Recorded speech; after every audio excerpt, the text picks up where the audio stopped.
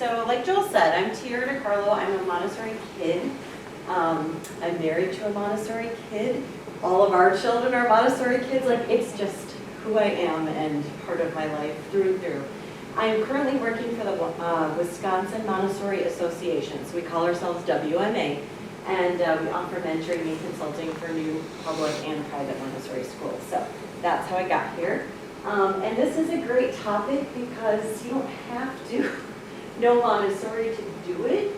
But it's really kind of just like life skills, and maybe you'll hear things you haven't heard before. I have a lot of resources coming, books, stuff like that, so that you guys can further explore. But anyway, Montessori at home, here we go. So there's no manual to raising your children, right? We're all just doing the best we can, trying to keep our children alive. But thank you for showing up for some education, because it shows that you want to, help your child succeed. So when we're creating an environment, you can back up just one, sorry. When we're creating an environment for children, we do this, we call it the prepared classroom in the Children's House. Children's House is 3 to 6 year olds. And we're always trying to prepare a place for them to be able to succeed. We don't want to set them up for failure. Things like too many choices can set them up for frustration and overwhelm. But this is just the way kids are. They soak up everything in their world. So whatever's there is what they're going to internalize. And Montessori's been around for 100 years. We're using it for physical growth, cognitive growth, emotional growth, and social growth, okay? And then I just hope to give you practical ideas to be able to use at home. Nothing that's going to overwhelm you, but thorough, but practical. Okay, John, thank you. Okay, so the essence of independence is to be able to do something for oneself. We never ever want to help a child with a task at which he feels he can succeed, says Dr. Montessori. And you'll see this over and over and over in Montessori, like, let me show you how to do it. So we're going to show you how to put toys away. We're going to show you how to clean up, and we're going to show you step by step by step. If you're finding that a child's too overwhelmed to do something, it's probably because you need to break it down into smaller steps and just limit choices. So anyway, we're trying to set them up for independence. Toddlers and babies thrive when they're given choices. I know this sounds kind of silly when you're talking about babies, but they need freedom of movement as well, and the autonomy to do it myself. So we're going to set up our homes with accessibility and autonomy in mind so that our children can feel confident, joyful, and respected. And the prepared environment. So we're encouraging order, independence, and self-motivation, and those things are fundamental to the Montessori approach. At school, like I said, classrooms are really carefully designed to allow students competence in caring for themselves and their surroundings. This person's doing window washing. Who knew that a little one could do that? But a squirt bottle and water and voila, and a squeegee, which is the really fun part of it. You can prepare your home in all kinds of similar ways. It's not limited to the four walls of school, so even you guys as parents, any other caregivers you might have in your life can make Montessori environments. Montessori is really just the approach. You can make anything Montessori, okay? So the Montessori parent, obviously with lots of practice, young children can do things themselves, like peel vegetables, peel oranges, peel eggs. They can fold their own clothes, match their own socks, care for their pets. Obviously, these are little tiny things they're doing. We're not expecting them to fold 8 laundry baskets of clothes, but just break down these little things. Have a scoop ready with the amount of food you want your pet to be fed, and say, okay, go ahead, put it in the bowl. And then we're nurturing that inner motivation by expressing encouragement and appreciation for your child's efforts at home. You, like their teachers, will help nurture an inner motivation that will serve them for life. So parents sometimes say, well, how do I get my kids to help? Guess what? They actually kind of want to already. And you'll see, I want to do it, I want to do it. And can you put the forks in the dishwasher for me? Can you do this? Can you do that? Just breaking things down into small, little, doable things, tasks. So mistakes and accidents are a natural part of the learning process. And it's through mistakes and errors that we test and push through our limits of understanding and comprehension. So allowing the child to make mistakes and be like, this spilled, so here's how you clean it up. Let me show you where the cloths are for that. So in the classroom, they are doing things like washing tables, they're organizing shelves, they're preparing food, they're assisting younger children. All of these things are like real life skills. If you're talking about an older child, they could do things like help sort the mail or take out the garbage and recycling, read to younger children, do any kind of like teenage stuff like home repairs, teach them how to do that, keeping computers up to date, managing their own bank accounts like you can do. You can teach kids basically how to do anything as long as you're breaking it down into really doable steps. So first thing is getting your house organized. If you're having a hard time organizing your stuff, it's probably because you have too much stuff. So simplify, right? Just having a place for everything, even if it's just a nook in your home for the child, but it should be child-friendly scale. You don't have to spend a ton of money. You can find a low shelf at a garage sale. You can hack the legs off a tall table. I mean, don't feel like you can't use what you already have. This way it allows children to know where to find what they need and have a place to put things when they're done. And an ordered environment also has fewer distractions, allowing children to focus on the task at hand versus getting overwhelmed. So toys can be rotated like every 2 to 3 weeks is my rule of thumb, just to keep things inviting and exciting. You don't ever want to like overhaul everything at once. Just choose a couple things that the children are no longer playing with. Books can be rotated every month or so, and then it's best to put out as many toys as your child can realistically clean up. And so sometimes the closet's where all the stuff is stored, and that's fine, or the basement or the attic or whatever space you have, but just to try to keep at least a corner of your home, simple. So we want to support the growth of independence, and one of the ways we do this is through care of self. So personal, small grooming supplies, hairbrush, toothbrush, toothpaste, that kind of thing. When your children are little, buying clothing that they can get on and off themselves.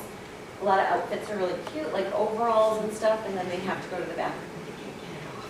So just making sure, maybe the snaps, are the solution, but just making sure they can pull things on and off by themselves. Providing a full-length mirror so they can see the beautiful outfits, and then storing stuff low enough that they can reach it. If there's a cabinet or something, make it light enough that the children can open it themselves. Okay, going on to the next one. So independence. So here's like a little mirror situation. It's got a hook for a towel, a cup for teeth brush, and like toothbrush and toothpaste. That's it. And it's kind of fun to give them a mirror. You don't have space to do this, you can provide a step stool, sturdy step stool, bathroom sink, because they're part of the family. You guys all brush your teeth, and it's just a skill that they need to learn, but it's really fun for them to watch themselves do it. They get really into it. One way we can help with autonomy, like especially in this kind of weather, is keeping weather-appropriate options near the door, like options for maybe 2 different pair of socks, 2 different pair of shoes, and a coat that they can choose from. And it doesn't matter like what they're wearing, if they're matchy-matchy, like we're not out to win any fashion contests here, but as long as they're not coming to school naked, we're good. Sometimes kids will come to school in their pajamas because they're having a hard time getting dressed in the morning, and mom can hand a bag of clothes to us, and that's totally fine. As long as they're dressed, that's all that matters. If you guys are not already familiar with the Montessori, we call it the coat flip trick, is to lay down your coat with the hood towards you, stick your arms in it, and just flip it right over your head. It's like, oh, some parents don't know that trick, and it's really nice to be able to get your kids to do that for themselves. Another trick is getting gloves on before the jacket, so then you're not trying to worm your way into getting the gloves on afterwards. Okay. Second thing is care of environment. So low hooks near the door to hang up your coat, a place to put your shoes, and then a set of child-sized cleaning supplies. So like a little small grooming dustpan. If you want to go so far as to do water work, a bucket, pitcher, soap dish, soap and scrub brush. But setting the child up for success with like, oh, so after we eat, we're going to sweep underneath our table. They do it in the cafeteria here every day. They're more than capable. A bucket and a rag or a sponge, and they can wipe their table spot. Those are little tiny things that you can incorporate into your daily basis. any kind of food preparation. So I always had a little tiny table in my kitchen. We do not have a big kitchen, but I made space for it anyway. And while I'm cooking, if the child isn't really like old enough to stand at the stove or whatever, maybe they could chop a banana. Maybe they could peel an orange. Maybe they could just do something simple so they feel like they're helping. Maybe they'll have a little snack before dinner or something like that. So just finding ways to help them, help themselves, but also take care of their environment. And then this is just a picture of the door, a real simple setup, a little child-sized room.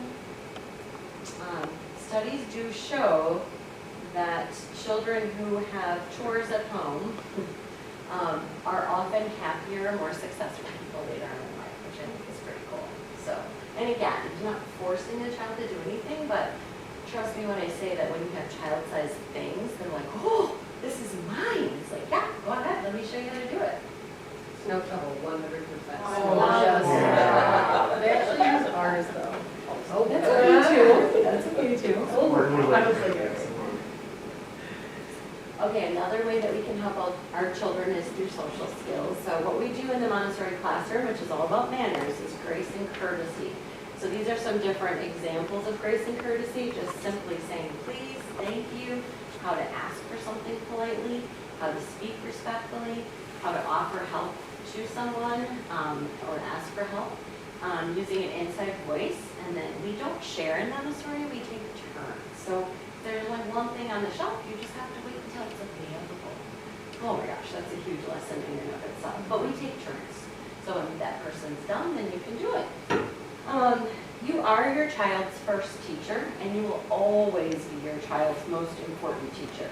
So even if they are attending a Montessori school, and we're giving grace and courtesy lessons there, you're still the primary influence in teaching your children manners.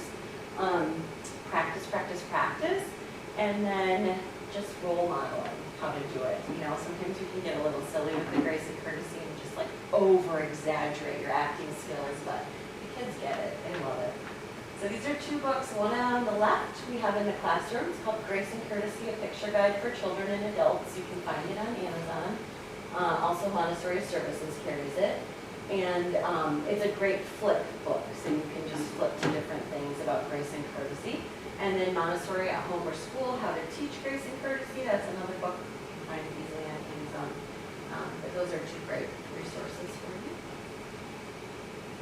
All right, anyone have a child who throws tantrums? Nobody. Okay, so instead of ignoring or appeasing the child when a tantrum is thrown, parents are encouraged to use the Montessori way of parenting by observing your child, actively listening to your child, because it can help you find opportunities to help your child resolve their feelings. So instead of trying to control your child's actions, think about controlling their choices. If they're having a tantrum because they want an unhealthy snack, you can give them choices of 2 or 3 healthy options. Stick to your guns. We're going to talk more about choices here in a little bit. But that is a good rule of thumb. Instead of trying to control their actions, control their choices. So why in the world would we give children choices? Well, we give them limited structured choices, but because it helps develop their self-control. And it promotes cooperation, it encourages creativity. Sometimes they really have to think outside the box to get what they want. We love that in Montessori, and we encourage that. And then recognizing that individual differences, like, oh, we actually don't have preferences. Like, I prefer peas over carrots. I didn't know that until I had a choice between the 2 of them. Okay. So how to give children choices. So we offer limited choices, 2 choices. It's either this or it's this. Very simple. We want to make sure that we're providing a safe environment to make that choice. We want to help involve children in decision-making of things that really don't matter. Would you like to sit here tonight or here? Would you like to serve dinner, or would you like, so-and-so, would you like me to serve you? I mean, just very simple choices. Because then we're teaching them how to make choices. And that's one thing I think that we don't really get to do in traditional education, probably until you're in college, when it's like, oh, it's the first time I get to choose what I want to do and learn about. Well, we're asking 3-year-olds and younger to make choices, and they get pretty good at it. They really do. Such a good point. Parent choice or child choice? So only offer your child choices when you have time to follow through with them. If you're in a rush and you've got to get to grandma's house and you got to get to work, like that is not the time to say, you know, would you like to do this or this? There are times when it's, I'm sorry, but you know, go ahead to the next slide, Joel.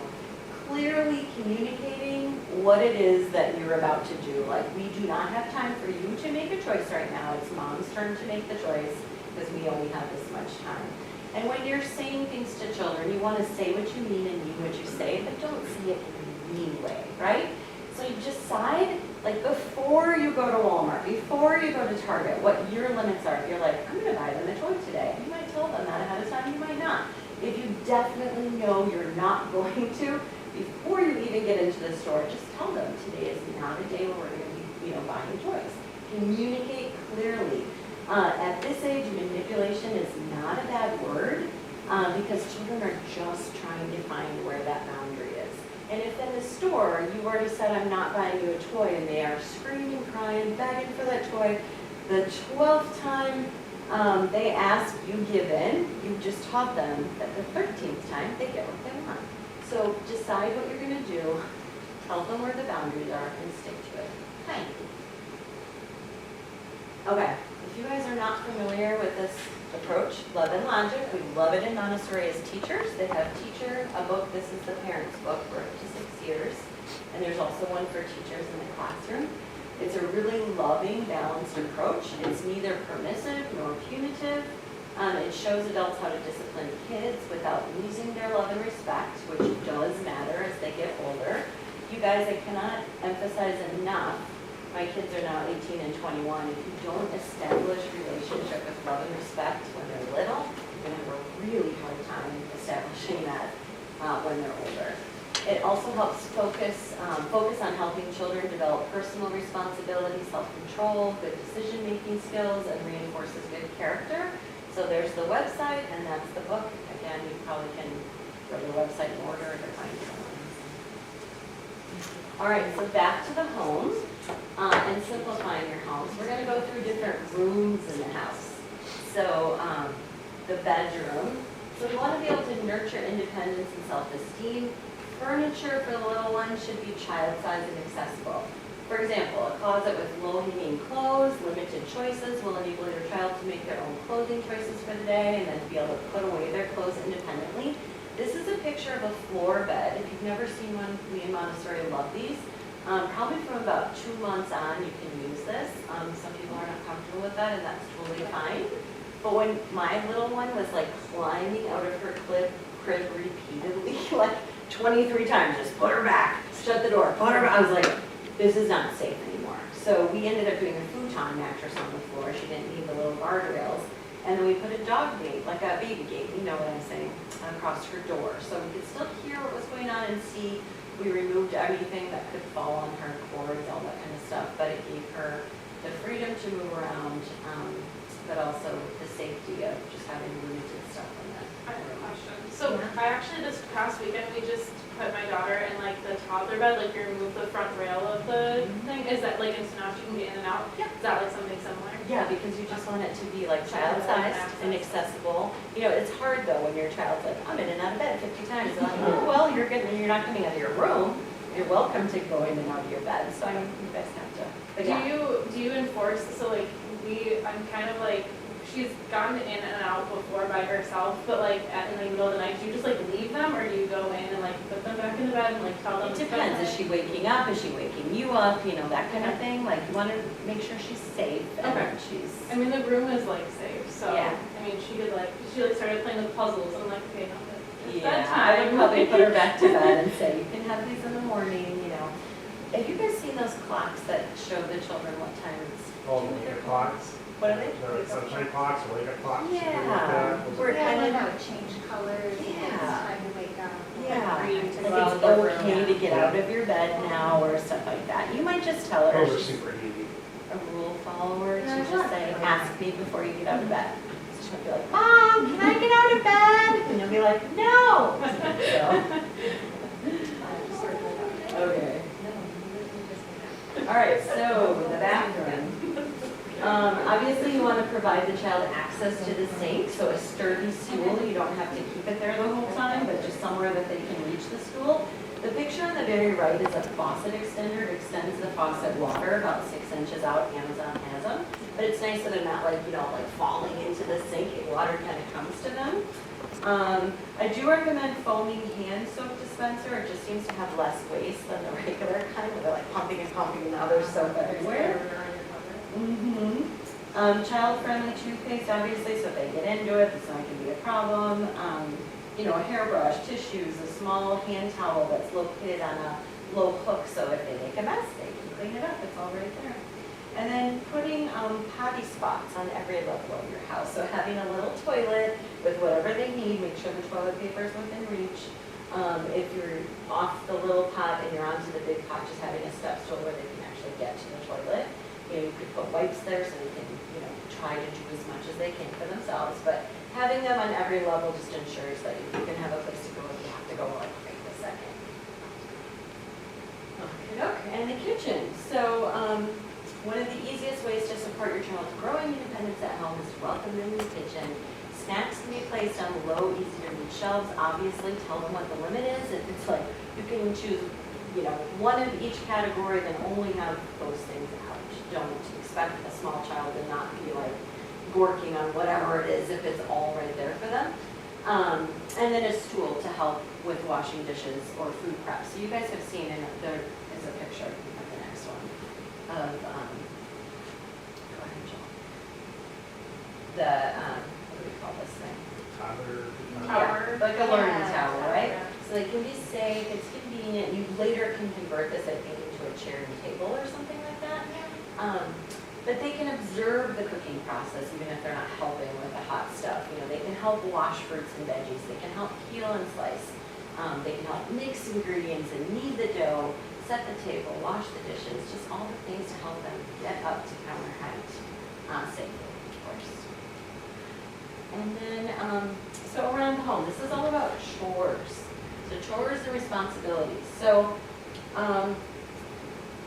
even if children don't do things as neatly as you would like, break it down into smaller steps and then gradually increase the difficulty of chores as they grow older. So everyone does chores, like mom does chores, dad does, like everyone has a job in the house, so it's not like just the child. But Does it stop at 11 years? yeah, no, I'm just having a dinner as well, that's why. I need my husband. Right. Between 30 and 40. Okay. In the classroom, we have a job chart, and you could set one up for your family as well. Like mom's chart's really long. I'm just saying. So anyway, making a bed doesn't have to be perfect. Put your pillow, throw your blanket on. Try the best you can. Pick up your toys and your books. Put your laundry in the hamper. Help feed your pets. Help sweep. Little socks on the hands are fun for dusting. And then 4 to 5 years, they're doing this in the classroom as well, setting the table, loading the dishwasher, emptying the dishwasher, matching socks, folding clothes, putting away laundry. Matching socks is really fun, and it's nice to be able to throw the whole family's basket at them and be like, go for it, because I hate matching socks. 6 to 8 years, cleaning the bathroom sinks and counters, help pack their lunches. They can pack their own lunch from Good Healthy Choices. Raking leaves, like you said, shoveling snow, watering plants, collecting trash, and then obviously as they get older, they can do more stuff. Cleaning the toilets, taking the trash to the curb, vacuuming, mopping floors, mowing the grass, help with cooking, and then walking. I have a question about this. Sure. So I find during the week, both of my kids are very tired when they get home from school. Yeah. And so timing of this, do you have, obviously it might be preference, but I know that timing in Montessori is looked at. Is there a good time, like is the morning to make time for all of this good, or should it be? In our household, it's Saturday mornings. We turn on the music, someone's making pancakes, and we all just get going with our jobs. Then we're all together doing it. We're not exhausted beyond belief. I do let my kids sleep in 1 day a week. They can sleep as long as they need to. That's my rule of thumb. So whenever they get up, then they can join the party. But we try to make it a party because it's more fun. I don't like doing chores either, So just try to make it fun for them. but doing it together is the best part. So children are most willing to apply themselves when they feel there's intrinsic value to their work. And Montessori is based on the belief that pride and pleasure in one's own work has lasting and meaningful effects. In Montessori, we do encourage the children to evaluate their own progress and to take pride in their achievements without relying on external validation. So this is kind of talking about rewards. Like, we're not going to do sticker charts for chores and all this, because it's just like a natural part of being a family. Giving rewards can create a dependency on external validation, like which leads children to only engage in activities if they're expecting a reward. And then the reward has to get bigger and it has to get better. And enough of that, like this is just part of being a family. So we're not rewarding children for participating in life. Participating in life is the reward. You can offer descriptive feedback. I see you're carefully placing the dishes in the dish rack. Thank you so much. I noticed none of them are getting broken. Instead of like, good job. I do good job too. I'm a mom, like whatever. But like just being realistic about like, wow, thank you so much for sweeping. That was really helpful. Or waking up that smell, whatever it is that they're doing. And then you want to evaluate, like, how are things going? So observe. So take time to observe your children at home without interfering in their activity. Like, oh, I can see they don't quite get how to do that chore yet. I'll come back another time and we'll reteach it. So modeling, inviting, and practicing to successfully manage household tasks and providing assisted practice from the earliest ages results in totally capable young ones, preteens, teenagers, and adults. We are, don't forget, forming the brain at this age. We are organizing the brain. That's why everything being simple with small steps is the key, because it's very easy to learn that way. And then adapt based on your observations. Just make changes to your environment to ensure your child's success, interest, and independence. And then there are a few more books. So I did include the two about grace and courtesy, but the Montessori Services catalog is really filled with lots of great small child-sized things. And we did the Small Hands fundraiser earlier in the year. That's a branch of Montessori Services. The book next to that, How to Raise an Amazing Child the Montessori Way, is one of those DK books, and it's actually really good. And then the one on the very end, Montessori Madness. So Trevor Eisler is, I wonder if we could pull that up. Can you try to Google Trevor? And then it's Eissler. I just want to show you guys this. He does a quick draw about Montessori that I find really informative, and it's really inspiring. Anyway, purchasing Eissler,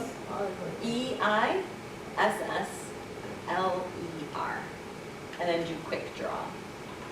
So IKEA is a great place to find like child stuff. Sprout is another company that even we use in education for like shelving and stuff. Amazon's another great resource. Again, garage sales, doesn't matter. You got it? Okay. So I just want to show this to you because I think it's a really good little video.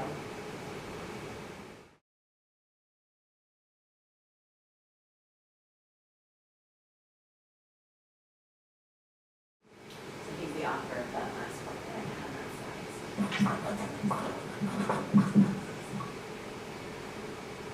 So I think one thing I'm going to challenge you guys to do in thinking about chores for children at home, because I think that's like the hot topic tonight, is to come up with 10 that you feel your children could take part in and ask them what, however old they are. If they're 2, they can choose 2. If they're 3, they can choose 3. If they're 4, they can choose that. And ask what they would like to be responsible for. And then you guys can have a job chart at home and be like, hey, and it can change maybe like a week at a time. Do a month at a time if you want to. Take them on your head. That'll be good homework for you guys. Any questions? Any other questions? Anything that I didn't cover that you wish I would have covered? All right, if you think of anything, let Joel know, and I can always incorporate it into